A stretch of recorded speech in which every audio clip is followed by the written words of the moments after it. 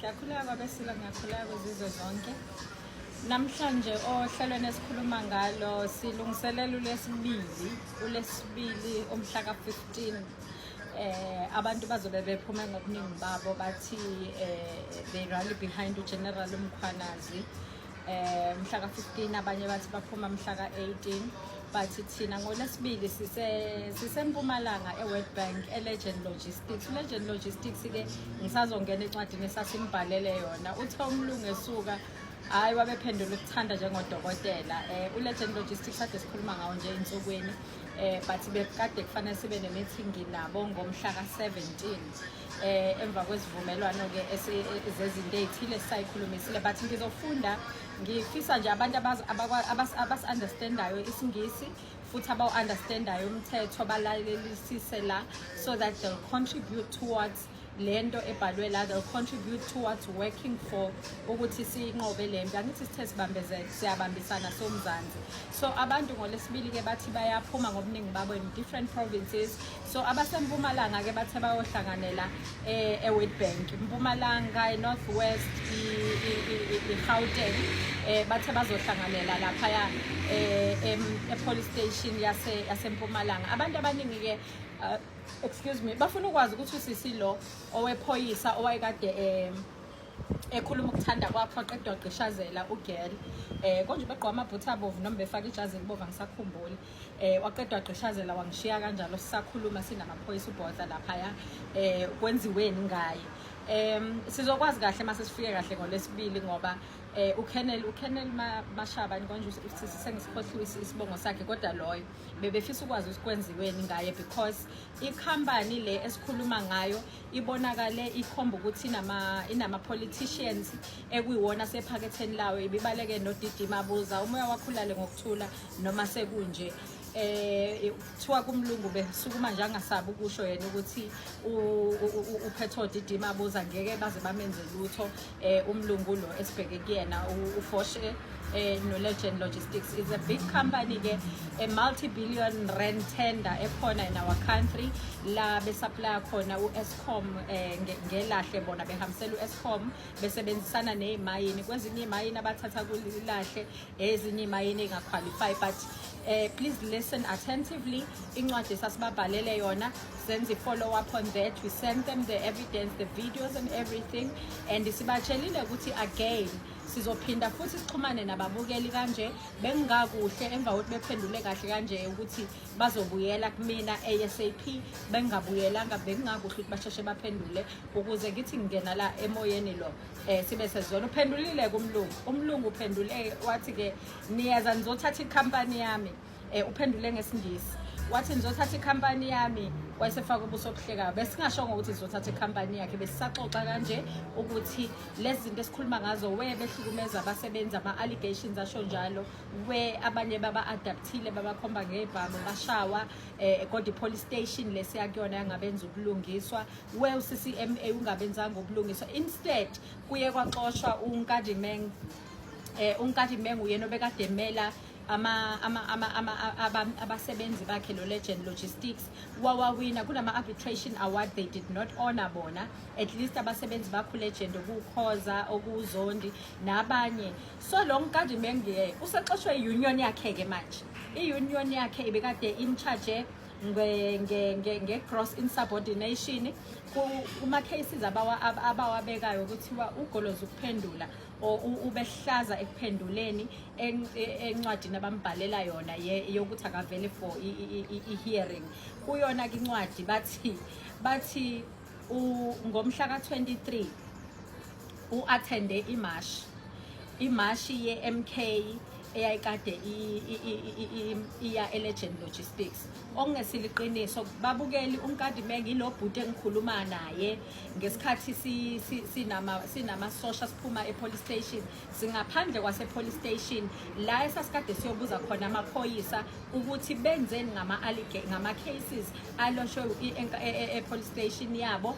Banqaba bona ukwathatha amacala baze bayowavula ngaphandle kwamanye ama police station laba basebenze kuthiwa ba-assaultwa ilo lo mlungu esikhuluma ngaye abuya ama case isi how far investigation sidinga i-transparency on that one. Ilo bhuti ke ngikhuluma naye ukuthi inkinga kubo ezabasizi balaba bantu kusukelwe ufisho omkhulu i-capacity ne-manpower kade ingekho ayikho imashi eyayikhona on the 23rd because ila kwakulindele ukuthi mina ngibe ingxenye yakho ngathi akuzokwenziwa imashi and the people laba be-applyela imashi which is ivusisizwe i-detachment yasempumalanga eyayikade ithi yosupporta abasebenzi base-Legend Logistics nalapho kwaya khona u-labor desk kubonakala ungcobe yekhona nalapho kubonakala khona u-advocate uMkhwabane sebexolisa ukuthi kushuthi umlungu bamsukele shuthi baye bethreatenishwe nje kanjena bese beyahoxisa intambo bafaka i-interdict. So ke ngaleli langa mina ngize police station ukuze ngizolandelela kuqala kulo muntu one-responsibility as a servant ye-public oyiphoyisa kuma allegations anjena bahambe ba-investigate abafikaphi with regards to that matter. Ilapha afika khona uNkandimeng. There was no march okokuqala lokho shuthi union mina seningifakile kuqala nje kuleli cala lokuthi ngesikhathi abantu nina as uPitau you were expected to assist laba bantu especially because kunama members ayijoinele personal ngokuyimele iPitau as a union ukuze kulwelwa amalungelo abo e-Legend Logistics ngoba umlungu akayifuni le union. Kuthe mangabe baxosha abanye abakhona awinwa ama case awinwa yilo Nkandimeng oxoshwe i-union yakhe i-union yakhe kushuthi okokuqala ama facts alento akhuluma ngayo charge ngento angayi double checkanga angenaso isiqiniseko sakhona. Mnumzana uMthembu ke uVusi kanye noBaloyi uMthembu uVusi uyena upresident we-union uBaloyi u-secretary we-union bamxoshile kuza kwabo olwela amalungelo abantu and unama arbitration engizozwakala ngwafunda la okuyikhona okutriggerishe shuthi ukuthi umlungu engabe besexhumana ethini ne-union sisazo investigate yona ke le union baningi nje sizobalandelela siyafuna thina ungathi sithi sidila nenkinga but the root cause singayanga lapho kufanele sibhonqole khona inkinga. So ke bamxoshile koza kwabo i-union ekufanele imlwele abantu bakithi abasebenzi exploiting kwabasebenzi khona amanye ke ama charges kuthiwa ke uNkandimeng lo ngelanga ngomhla ka5 prepare meeting ekwakufanele ibe khona ngomhla ka8 eyapostponela umhla ka12 wenza ama copies or wasebenzisa ama equipment yamlungu wakhe okuyiyona i-union enza ama-copies or i-administration preparing for lama meetings esebenzisa i-equipment yakhona. I-problem asebemhlalisa emeetingini ama-copies abakhuluma ngawo awukhala yet umshini wakhe emsebenzini awuprint ukhala uprint u-black and white shuthi whoever befuna ukuletha i-evidence kubona yena wenza i-photocopy nge-photocopy yomshini ka-black and white wangabe senza ukhala kuzoba i-evidence into ekukhulunywa ngayo. Enye i-charge ebikade ikhona kuma-charges wakhona ukuthi wahamba wayo-attend umhlangano we-MK owawukade unoMkhwebane kuwona ubonakala ey'thombeni bathi-ke ukwenze lokhu during office hours whereas wenza umhlangano after 5 kanti yena uphuma ngo-4 emsebenzini. So amanye ama-charges abhekene nawo bese kuzoba ukuthi-ke ngaphezu kwalokho kuthiwa-ke uNkandimeng lo wasebenzisa imali akukho ke phansi akubhaliwe phansi kulokho bebembiza kukhona bewabhalile ama charges wakhe la bambhalele khona but mayisefike selithethe icala sekuthiwa ke ube esekwazi ukuthatha imali on a personal capacity yama members eyokuhambisa i-service eyomela ama individuals uthi ke mayisephendula kubona one anibhalanga ngani leyo charge as i-charge evela kule ncwadi eningibhalele yona kodwa senizongicharge ngento engayibhalile phansi why nizokhuluma lokho kodwa ke angikuchaze still uMthembu wakubo kaMthembu opresident wakhe kwi-union uNkandimeng wacelwa usizo umuntu ongasiyimember ye-union ukuthi amlekelele ayomela ubese ethi akamfakela imali yokuthi agibela hamba abe ne-transport ukuthi akwazi ukuthi ayomsiza la kayomlisiza khona. So today sekune nenkulumo akekho kwi-union sekunenkulumo ukuthi kanti uphinde athathe imali zabanye abantu bangaphandle yena amsiza ngoba understand ukuthi ubhuti wa president wakhe engazi ukuthi kushuthi kuzophinde backfire even if ubengasiyeke umuntu ongamkhokheli ngalutho ongenazi indleko zalokho ubeyoya ngeindleko zaloyo muntu ayomlalelela icala lakhe so ke uxoshiwe kuNkadimeng ngalolu daba lokumela abasebenzi laba abanye asenama cases that are still pending against the same company that we are going to sizoza ekutheni ama union kanti amele bani ila Sophia khona kuma agents as well because bayahlukumezeka abasebenzi bayahlukumezeka o-driver bayahlukumezeka wherever la besebenza khona abantu but in between there's an agency i-agency kanti yini responsibility yakho kuzofanele siphinde siyibone le sinama-unions here adlala i-role besebenzisana no-CCMA kwezinye indawo o-bargaining council no-labor kanye nama-agencies so we are going to have a look at that one ukuze sazi ukuthi sidila kanjani nayo but-ke sengingena encwadini ka-Legend Logistics esasibabhalele yona ngalesa sikhathi ebesiprepare lokho esizoyokwenza-ke manje City, we are writing to request your client's perspective on the issues surrounding Legend Logistics coal oiling services. Basically, our stakeholders committee received a request to intervene investigating these matters, and we'd like to hear your client's side of the story before proceeding. Sibhalela bani ke njalo ummeli ka Mr. Kruger uJohan Kruger ummeli ka Legend Logistics. Our media platforms will be breaking the story on Monday the 30th June 2025, which was Monday leya edlule. So when we sent them lembhalo esifundayo sibasende sabatshela ukuthi before size sithi siyokhuluma asifuna ukuthi khona la sinquota khona out of context asifuna ukuthi kube ukuthi lama allegations thina are unfounded but nani yibani ingxenye yakhona njengoba nani nafuna ngibe ingxenye yokwenu mangabe niya enkantolo ukuze niqinisekise ukuthi angisiyingxenye yabantu ekuthiwa baya komasha Legend Logistics, and I even signed an affidavit on the day. So here's the background of incwadi yethu. Our involvement follows a request forwarded to the Stakeholders Office Committee regarding the issues revolving around your company Legend Logistics, which is a subsidiary of Super Group Holdings, Super Group Omkhulu Obaphethe Pty Ltd that provides hauling services involving coal from Emalahleni and Heidelberg to different power stations in the country. So le ncwadi ke thina esayithola noma isicelo esasithola besi sithinta ke uLegend Logistics ongaphansi ka Super Group as inkampani esebenzele eMalahleni neHeidelberg ifaka ilahle kuma power station ahlukene eCountry. We aim to approach this matter thoroughly, considering a multi-billion rand industry complexity and the involvement of politicians. George Koch, your input will help us ensure a balanced and informed discussion. Mr. Foshe, CEO of the company,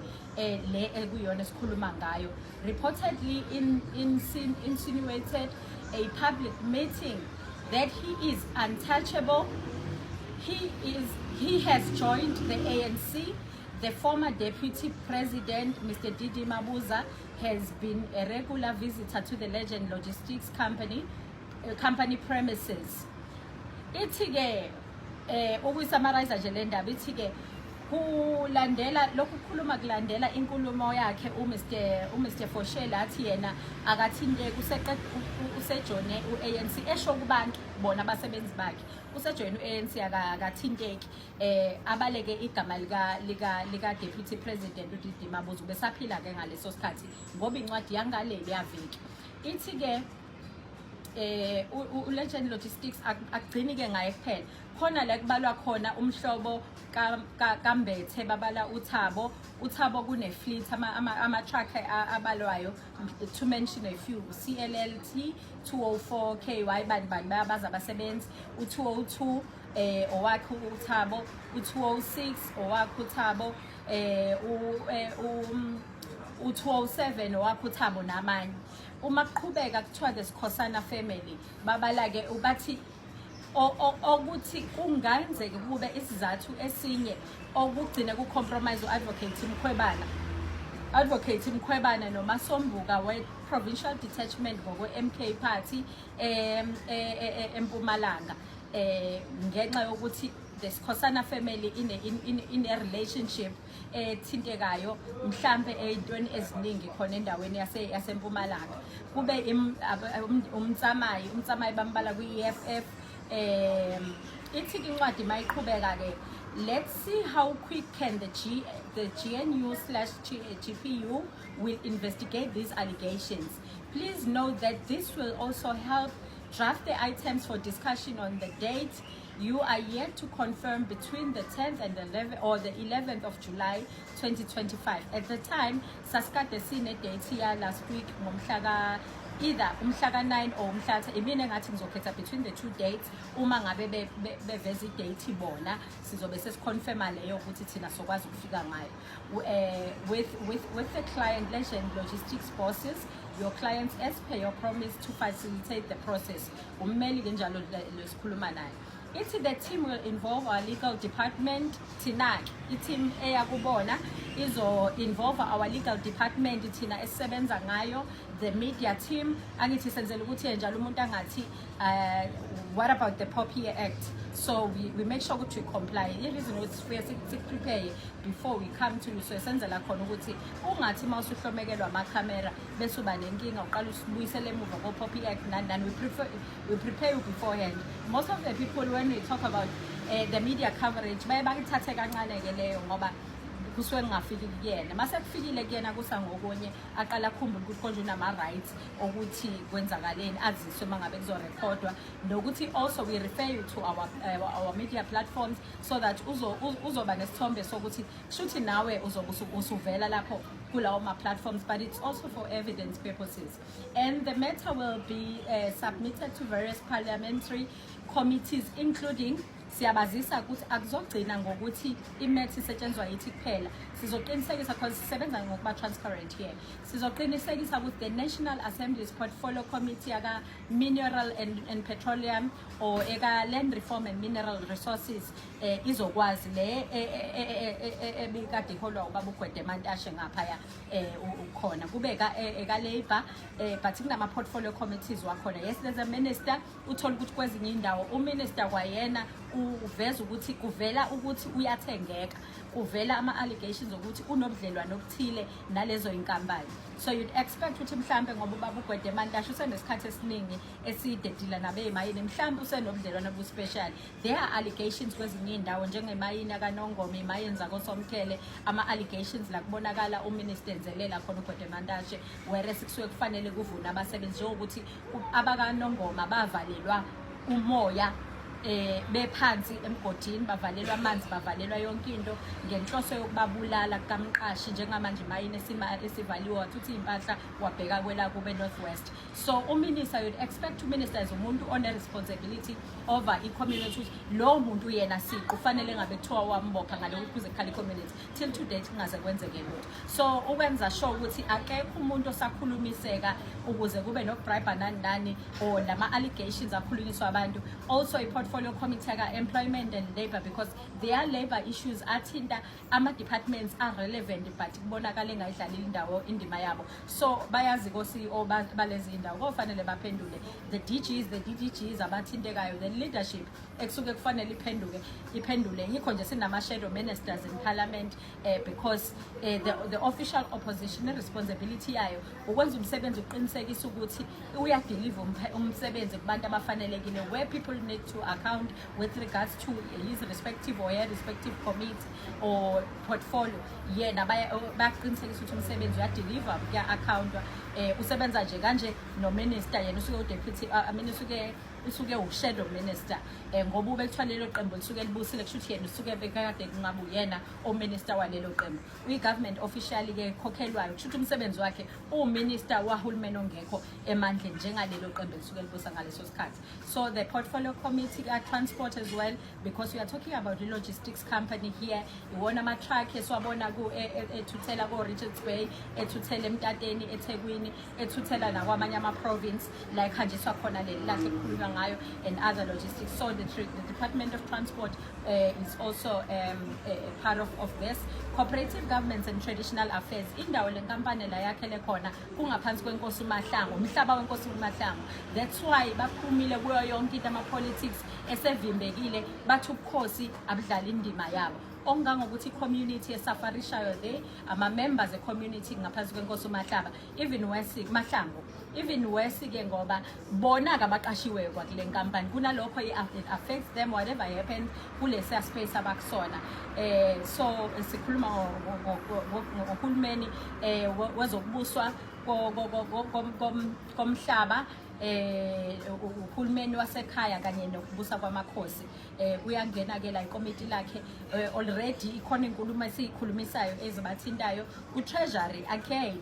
Ngeke phela bakhipha imali engaka isambe singaka semali bese benga account bese bengafisa ukwazi ukuthi kwenzakalani, because njoba ku affect uEskom ku affect imayini ku affect thina nge load shedding. U treasury phela ibona abanikazi bale budget abakwazi ukukhipha unyaka nonyaka ithini audit report yalento eyenzakala lapha eLegend Logistics nalabo abanye abantu abathintekayo. This is the public purse you are talking about. Then the public enterprise, we have electricity and energy. Maningi kakhulu manje ngizowachaza ngawana azongejisa.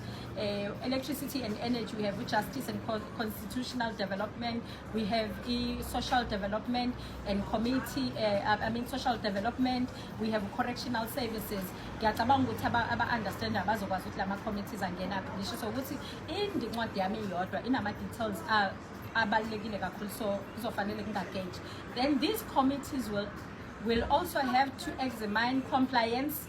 So umuntu ofuna ukwazi ukuthi why these committees, they will also have to examine compliance challenges, communication, transparency, accountability, responsiveness, fraud and corruption, core activities, past failures, modernizing Eskom's grid infrastructure, addressing pollution and equitable representation of race and demographics across the industry, and corrective measures and mandates, not to forget the basic conditions of Employment Act, BCEA, Section 9, and National Bargaining Council for Road Freight and Logistics Industry, OU NBC RFLI. Okay. Then one other important portfolio committee or committees that will also have to have their members account i-portfolio yamaphoyisa ne-portfolio yaka-health. It is in a portfolio yaka-SAPS. It's because kunama allegations athi lama members aka-SAPS esikhundleni sokuthi investigate abophe if kuno committee crime abe abonakale edlala ingxenye yokuparticipate ekuhlukunyezweni kwalomphakathi engawenzi amalungelo awo ngokusemthethweni. Yaka-health kunama allegations athi Department of Health ukuthi kuthe edokhethini lika Shongwe ekunama allegations ukuthi uFoshe washaya lo Shongwe kwabe sekulahlekela ku J88 awutholakali ku docket, but ngenhlahla there were copies that we left uma ngabe sifika kule police station. But ke Department of Health isibhedlela esithintekayo, udokotela othintekayo, and also SAPS will have to account as well. We are creating timelines now that we all have the scope of work. The scope of work sethu ke lesi nobani nabantu esikhuluma ngabo kummeli and the company which is Legend Logistics esosebenzela ngayo kusona ngelanga esizobe simitha ngayo. We can't sit with information with no ending hour, not under our watch. So yonke into fanele kwazi ukuthi hayibo yonke into fanele igcine iphelile. Akekho umuntu ozodlala ngabantu and kuphelele lapho. We can't have the industry operating mafia style, whereas we have traditional leaders and the military security that has the responsibility to protect its subjects. Kabanguti, that's loud and clear. Each case has its own merits and has its committee to account to. The company is under KwaMahlangu as Benkaza Traditional Authority, Ward 19, Emalahleni, Witbank, Mpumalanga.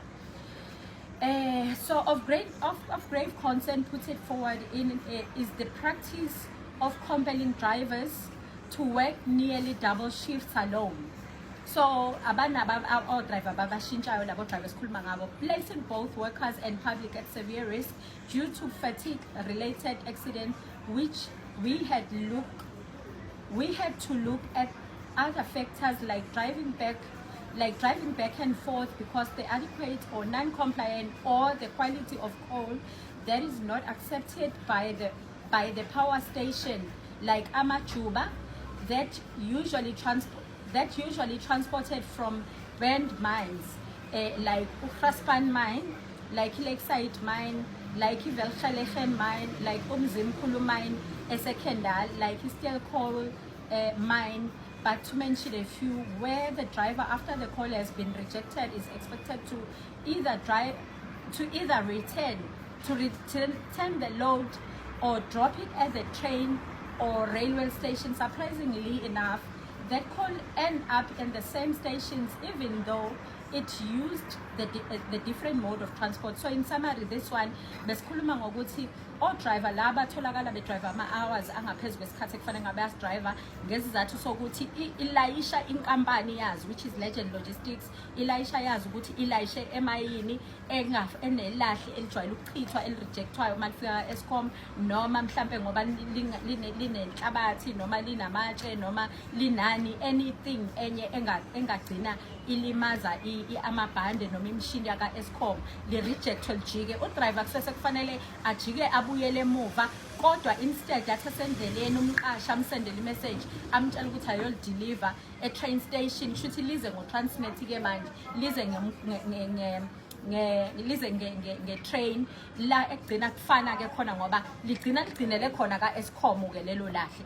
Yini kanti esuke i-rejected? Kushuthi khona between the executives or abasebenza bakhona ngaphakathi ka-Eskom abayi-part of this gebengu obusuke benzeka, and umlungu ukwazi ukwenza nge-purpose.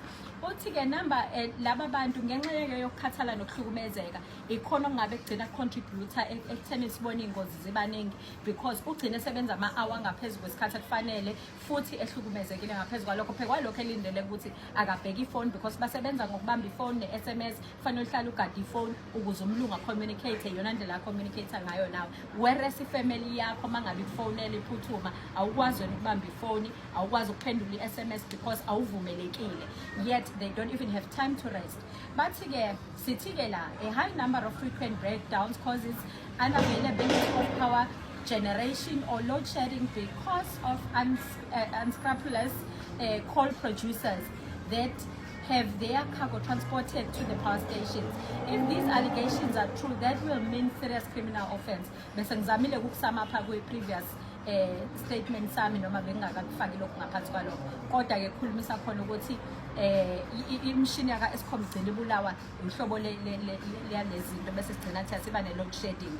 So ukucishwa kogesi kusuke sekuphiwe ne-power station ngaphezulu nayo yonke into, ziningi izinto ey'contributor kwi-power station yethu, ukuthi uma sikwazi ukunqoba lo Legend Logistics nokwenzeka kwi-cycle yabo, kusho ukuthi sizokwazi ukunqoba le nkinga esibhekene nayo makuziwa enkingeni zaka Eskom. Additionally, these are allegations of fake and duplicate permits being used on Legend trucks. But phezu kwalokho-ke lama truck ase-Legend baphinde basebenzisa ama-permits ayi-fake or ayi-duplicate from ekhona esuke kuyiyona, but still i-truck isebenzise i-permit esivele ikhona esebenzayo kungeyenye yakhona. Ubugebengu obuya ekuthiwa bukhona ngaphezulu khona. If substantiated lama allegations, this could have significant implications for your organization, particularly Legend trucks are involved in agents while on clients' premises such as Eskom or Seriti Resources, or while transporting goods for these other clients.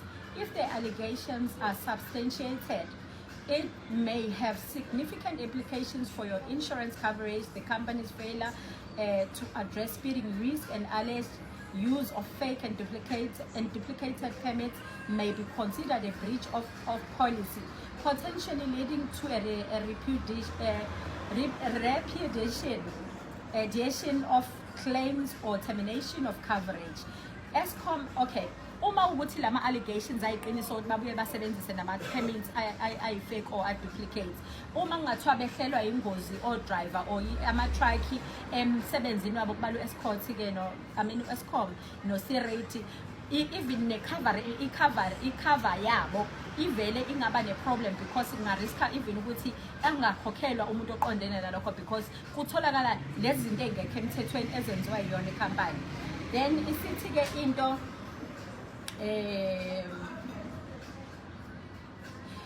it's the company's failure to address speeding risk and alleged use of fake and duplicate permits may be considered a breach of policy terms, potentially leading to Eskom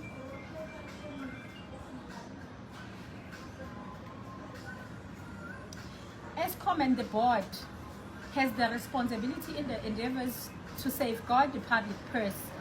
If it means setting aside the contract that Legend or Super Group has with them, where prima facie evidence of unlawfulness exists, which I believe you wouldn't want to lose billions you are making from these contracts. I will also make sure that these committees don't only have a look at these cases mentioned in this correspondence, but also make sure that a forensic investigation officially commissioned that will confirm massive evidence of corruption and manipulation both by your company and Eskom executives, mine and any other stakeholder in the whole value chain, which may also include security companies and logistics companies subcontracted. Legend Logistics is making almost half of the country's economy. Legend Logistics, what do you stand to lose if they do not comply? If you do not comply, okay, Manan. Okay. Ngifunde ngachaza lokhu ngamabomb because lokho ngenza ngamabomb because of isikhathi kusekuningi kakhulu la ngisasekhona, but bayangizwa ukukhuluma nabo. Ithi ke Legend Logistics, what do they stand to lose if they do not comply? Masiqhubeka ke nama la sigcine khona siqhubeka nencwadi yethu la engichazela khona ummeli la ukuthi ngokwesicelo sabafowethu lesi and all arrangements ayesenziwe, ithi incwadi yami mayiqhubeka, all the arrangements were already made where I told them I need time to have the team fully investigating and doing a proper research and consultation before we can get involved. So ngitshela yena umbeli ukuthi ngamtshela ukuthi ngidinga isikhashana, ngitshela leli thimba lalingibhalele ukuqala ngibe nethimba that is going to work on the case. Hayi ngesikuzwile kuphela from bona, but bona babe hands on ku case so that by the time ngiba involved sesinesiciniseko sokuthi sisebenze lapha eWine. We then started engaging properly with written correspondences, and they then added me to their groups. Umkhumbi wabasebenzi with 910 members, Umkhumbi wabasebenzi movement with 1,025 members, Umkhumbi wabasebenzi security industry with 151 members, Umkhumbi wabasebenzi with 962 members, Umkhumbi wabasebenzi ngiyawabala ama members lana akhona ama platforms ebebengifake kona maningi nje ngiyawabala, so ngeke ngilokhu ngiwabala wonke la ngoba incwadi yami inde. Ithi ke but to mention ayi-few akhona, and amanye ke wawo bese ngikhona already because bathe bathi bayachecka bathole ukuthi ngikuwona. Most of the members from these groups started to engage with us seeking the similar interventions, of which most of them were coming to support the Legend Logistics employees to have masses so that they will have that kind of support when it's their turn, of which I was not aware of the arrangement up until I met most of them a night before my visit to the police station. Mr. Cherry had mobilized them to meet with me so that they also had on numbers if we are going to Legend.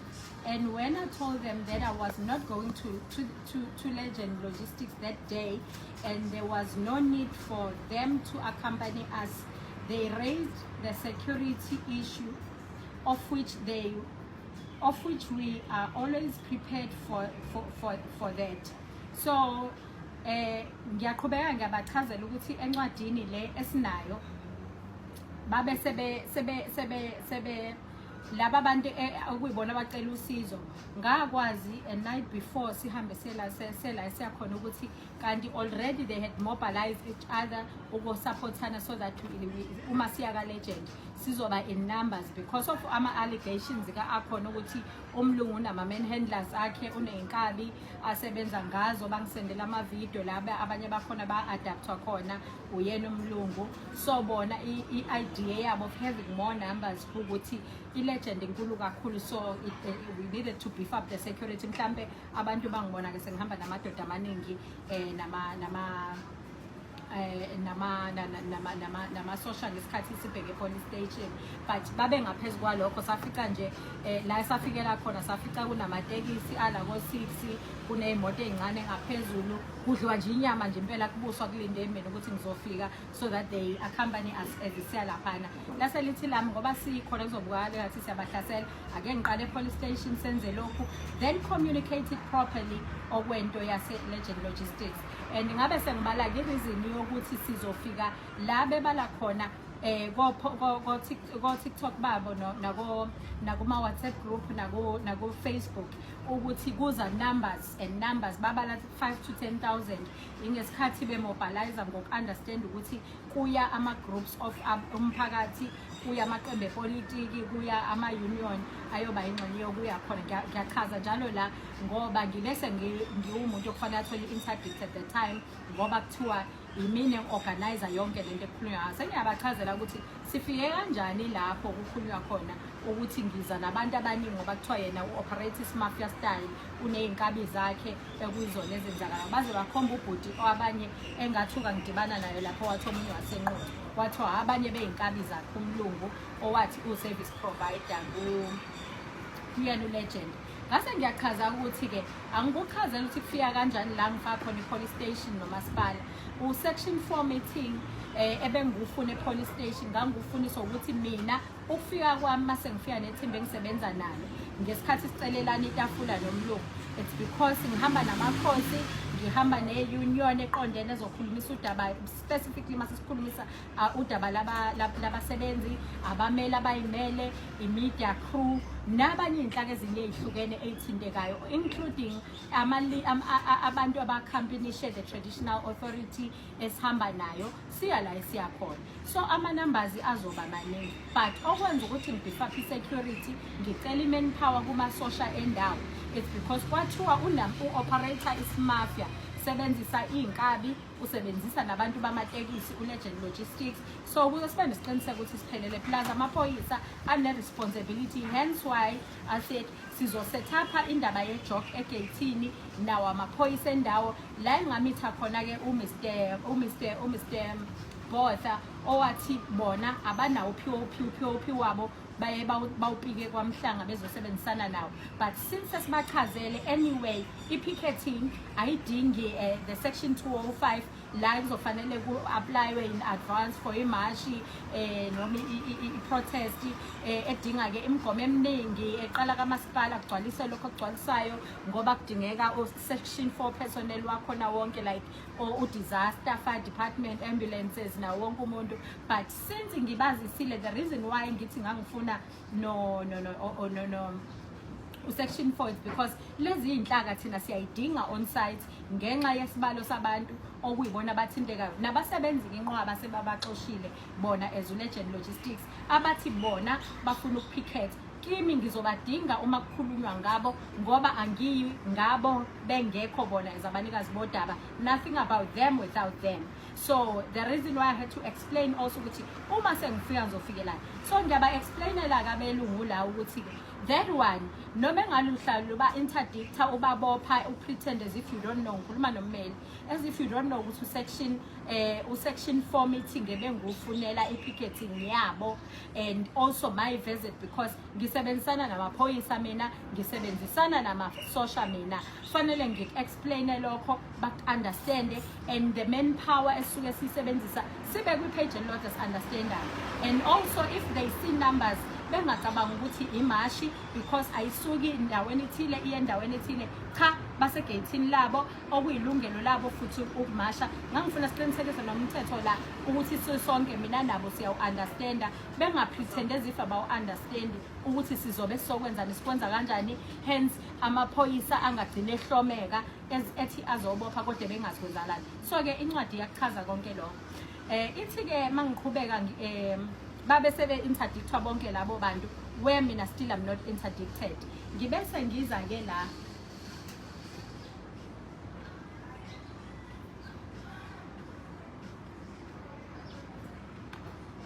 ithi-ke, due to the reason that the employees reported that Legend Logistics never allowed the employers of any union, Legend Logistics never allowed any employees to be part of any union, which was going to be their mouthpiece, and the drivers attempt to join Umkhonto Wesizwe, and the drivers attempt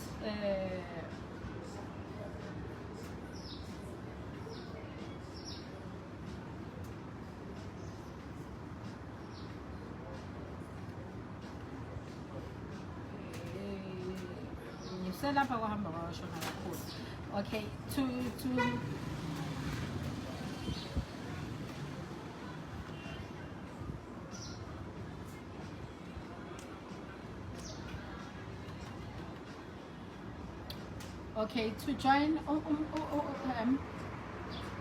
umkhumbi wabasebenzi, not Umkhonto Wesizwe chat group.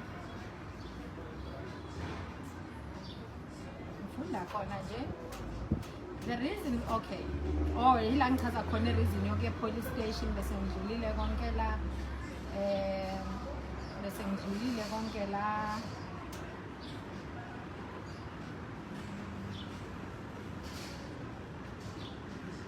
oh yeah, nakho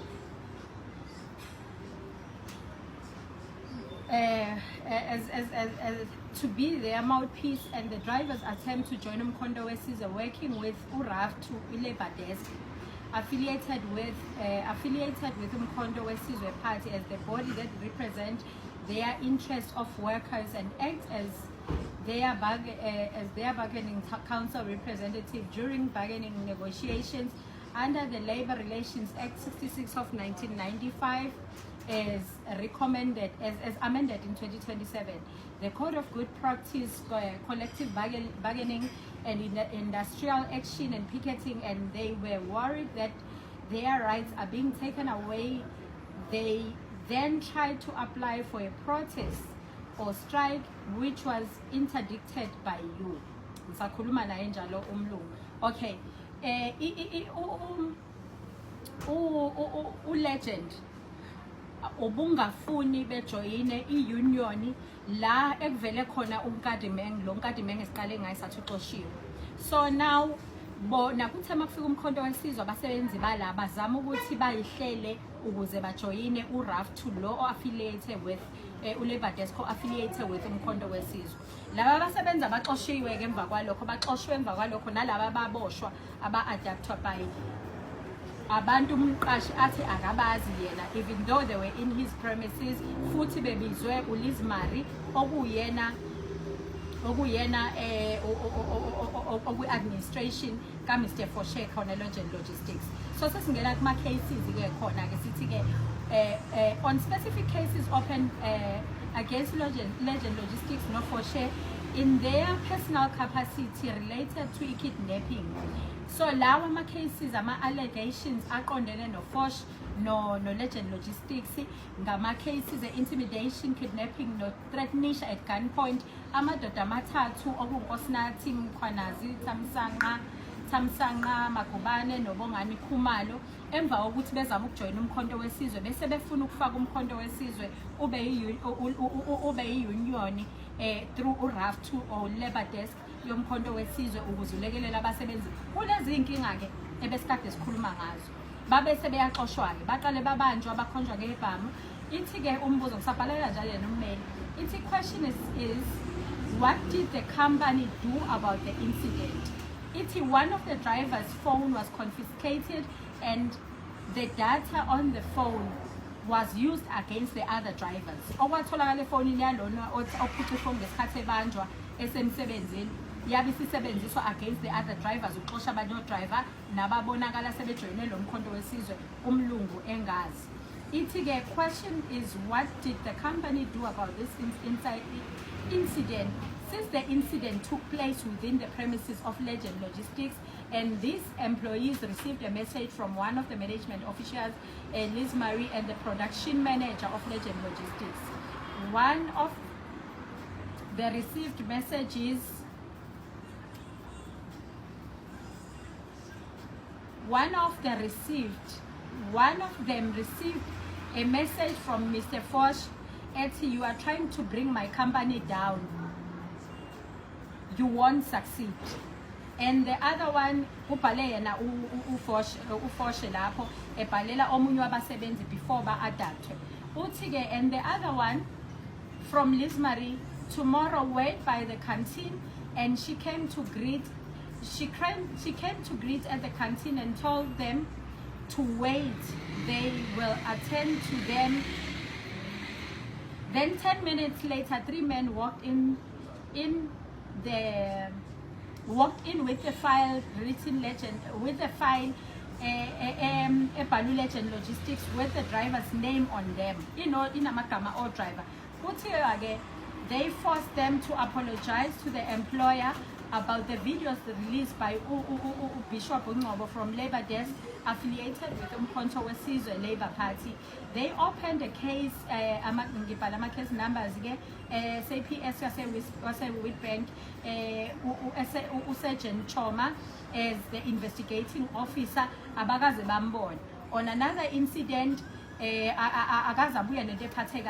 on another incident, Mr. Shongwe Aleja Uguti, he was also on the 25th of August abused by and assaulted UGBH and hospitalized case registered by Balage Momshaga 8/04/2025 at Witbank Police Station.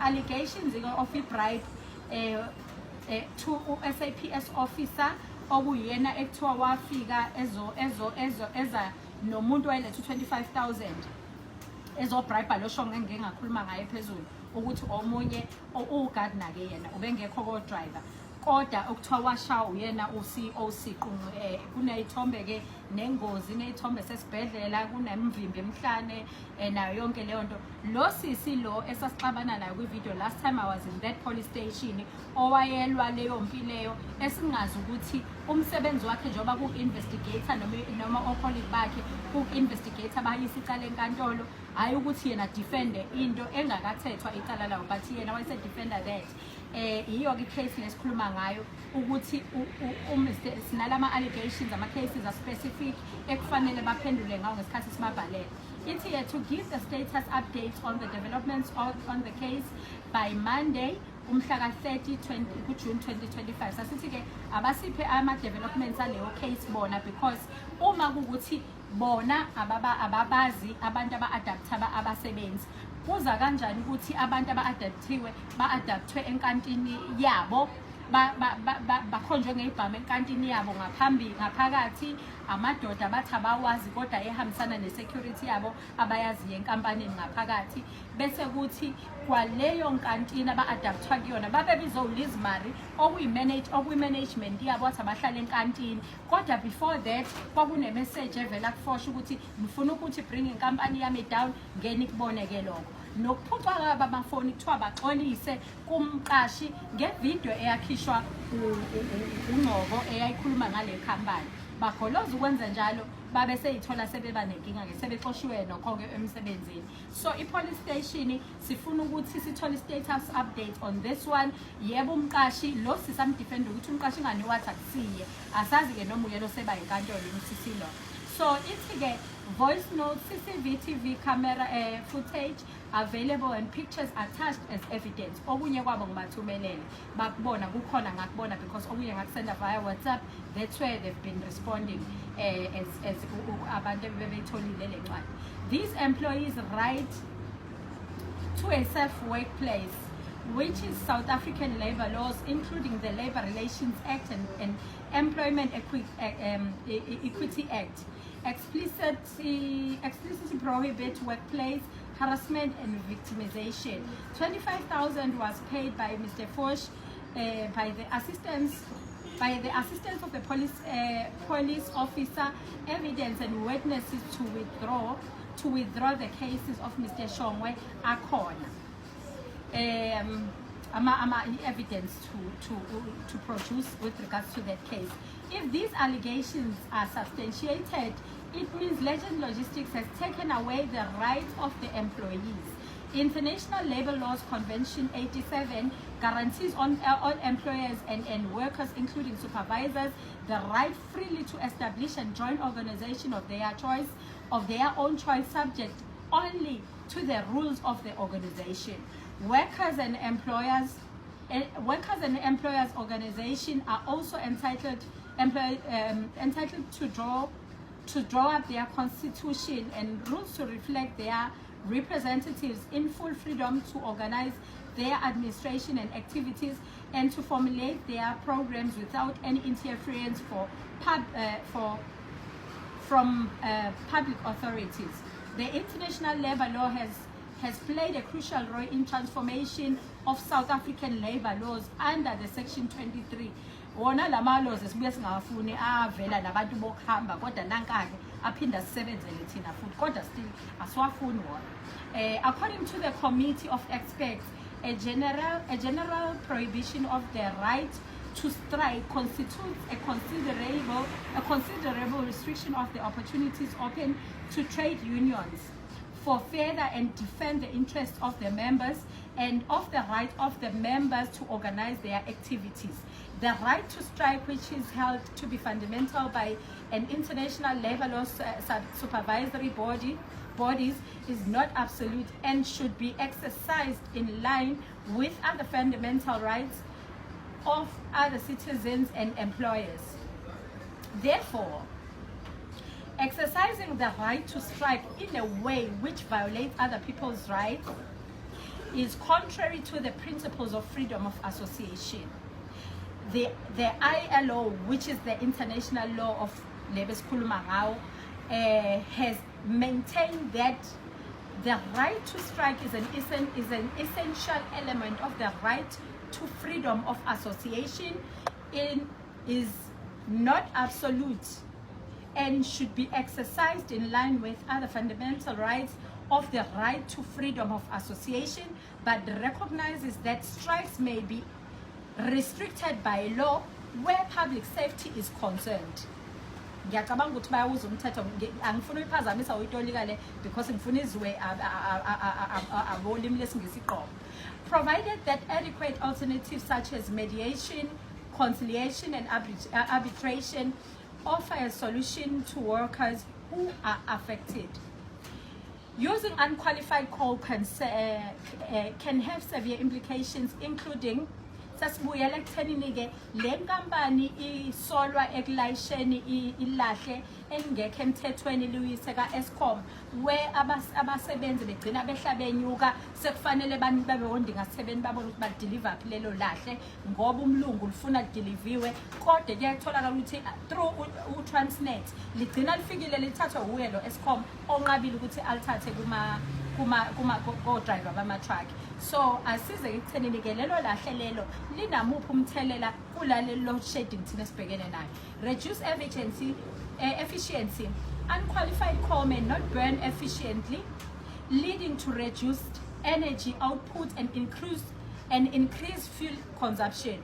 Angisho ukuthi ba off the hook laba benyoka, but sesikhuluma ngokusemthethweni ke ne-role edlalwe uhulumeni wethu kanye nezigebengu ezithi zingama-investors zi-exploit abasebenzi bethu iphinde zenze i-fraud and corruption la zisebenzisana na government officials and politicians.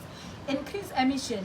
Burning unqualified coal can result in high emission of pollutants such as sulfur dioxide, nitrogen oxide, nitrogen oxides, and particulate matter, contributing to air pollution and environmental degradation.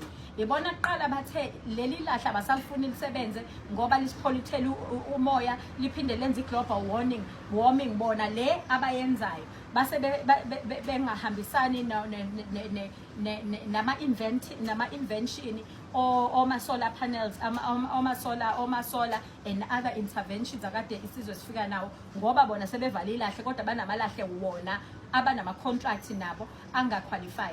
It's equipment to damage. Leli lahle ke likhoza the unqualified coal can cause damage to equipment such as boilers and furnaces due to its potentially high ash content, moisture levels, or other characteristics.